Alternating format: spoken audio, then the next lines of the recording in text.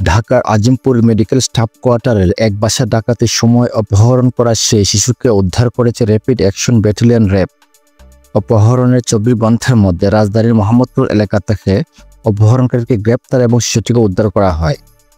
শনিবার 16 নভেম্বর সকাল 8:15 গণমাধ্যমে পাঠানো খুদে বার্তায় এই তথ্যটি নিশ্চিত করেছে র্যাব।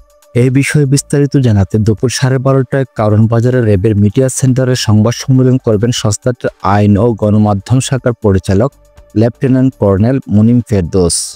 এর আগে গতকাল শুক্রবার 15 নভেম্বর দুপুরে লালবাগ টাওয়ারের পাশে সরকারি কর্মকর্তা ফারজানা আক্তারের বাসা ডাকাতির ঘটনা ঘটে। ফারজানা স্বরাষ্ট্র মন্ত্রণালয়ে চাকরি করেন।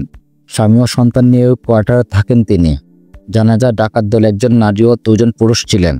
তারা সাবলেট নেওয়ার কথা বলে ওই বাসায় ঢোকেন। এক পর্যায়ে অস্ত্রের ভয় দেখিয়ে টাকা পয়সা ও স্বর্ণালংকার নেওয়ার পাশাপাশি ফারজানার একমাত্র শিশুকন্যাকে অপহরণ করে নিয়ে যায়।